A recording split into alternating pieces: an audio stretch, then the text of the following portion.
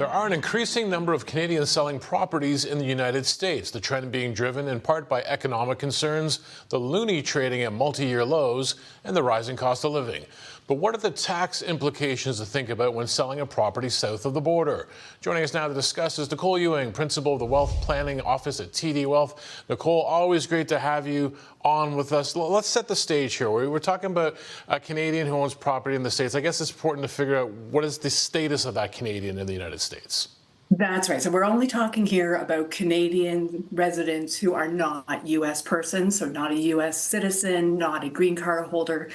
Some different rules might apply to them, but we're talking about Canadian citizens who own property in their personal names in the U.S. And it's important that they recognize they need to be compliant not only with the Canadian rules, but also with the U.S. rules. So there's tax implications on both sides of the border. Let's start with those U.S. tax implications. I guess we can call these people perhaps snowbirds. It's not exactly a technical term, but perhaps for snowbirds, these U.S. tax considerations if you're selling that U.S. property. This would include them, yes. And, firstly, the rules are a little bit different. So in the U.S., there is an act called the Foreign Investment in Real Property Tax Act. And this is an act by the IRS, essentially requiring those who are foreign owners to report when they are selling property. And there's an obligation on the purchaser, so on the buyer, to withhold some of the gross sale proceeds. And that default rate is 15%. So the purchaser is required to withhold that money. Now, there's some exceptions. You might be able to reduce that amount. So if the purchaser is going to be using that as a personal residence, if the property is below $300,000, we can reduce that withholding amount to zero. If it's between 300, and these are US dollars, so between 300 and $1 million, you can reduce that 15% to 10%.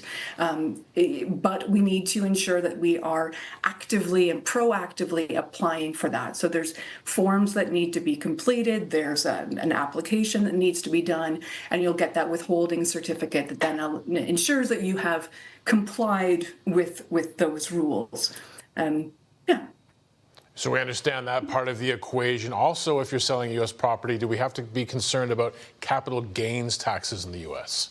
So this may catch people off guard a little bit. If you're a Canadian citizen who's not familiar with the rules in the U.S., you are selling a U.S. property, and there are U.S. capital gains rules as well, and they're a little bit different than Canadian rules. So in the U.S., there's a difference between long-term capital gains and short-term capital gains. And I think we have an example here where we can show that for an individual, a single filer, and it's important to distinguish that as well, because there's single filers, and in the U.S. you have married joint filing, married single filing. So these are the numbers for an individual filer.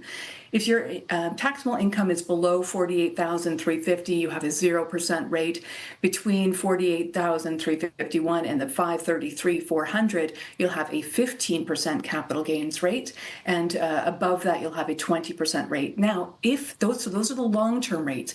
If you have held that property for less than a year, that's regarded as the short-term capital gain, and it will be treated as regular investment income. So taxed at graduated rates potentially up to 37%, which can be quite significant.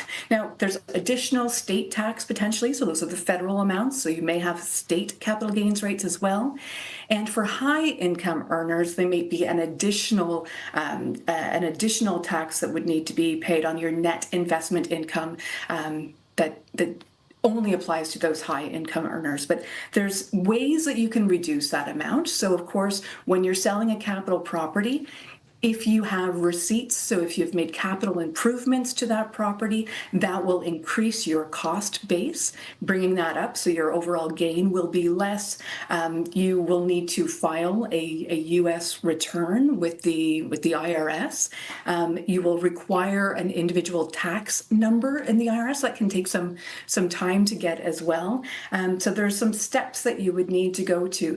Now, if you have paid if the withholding tax has been withheld, that would come off, of course, the overall capital gains tax that you would need to pay in the U.S. All right, so we're talking about Canadians owning property in the States, selling property. They understand now about U.S. capital gains taxes, but there's a Canadian element to this in terms of tax considerations. There is, and so between Canada and the U.S., we have a tax treaty that generally prevents us from paying double tax. But there are some considerations we need to be aware of. So as a Canadian resident, you are required to report that same gain in Canada. Now, again, similarly with the US, we have to report our gains, which is the difference between the cost base and the proceeds on that. We need to report those numbers in Canadian currency. Now, this could be quite a significant difference if the dollar compared to the US was much lower or was much higher at the time you purchased. You're going to have some math to do to determine what your cost base is and what your proceeds are and what that gain is. And that gain needs to be reported for Canadian purposes. Now, you do have the opportunity in most situations to reduce your Canadian tax payable by the American tax that you have paid. This is your foreign tax credit. You may also have the opportunity to use the principal residence exemption. You are able to use a US property, but we need to be mindful of a few things here. If you claim the principal residence exemption for Canadian purposes, and you have already paid your US tax, you're not going to be able to get that credit for your foreign tax credit unless you have other type of income to be able to offset against. So you'll want to work with an advisor who can let you know what your tax liability is in the US, how much of that foreign tax you can get credit for in Canada, and make sure that you're not paying tax in the US and then claiming an exemption in Canada that prevents you from actually getting the full benefit of that foreign tax credit that would have been available to you. So making sure that you're aware, you can claim the principal residence exemption, but there might be reasons not to do that and to be saving that for another property that you own. So Nicole, once you've done all of these things, there's going to be proceeds from the sale. What do we need to be aware of here?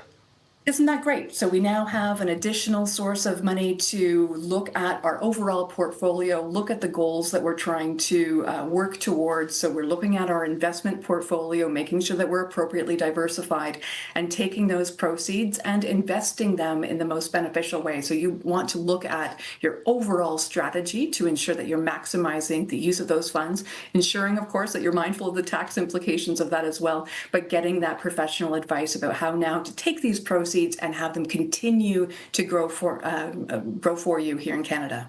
Nicole, as always, you do a great job of breaking down complicated issues. That said, there is a lot here. Perhaps people would want to speak with an advisor? That's right, Greg. There are complicated issues on both sides of the border. Working with people who have experience and knowledge about the implications in Canada and the US could be quite valuable. So you may wish to consider working with somebody who has that experience and can bring that to bear on your personal situation so that you're getting the best results. Always an enlightening conversation, Nicole. Thanks for that. My pleasure.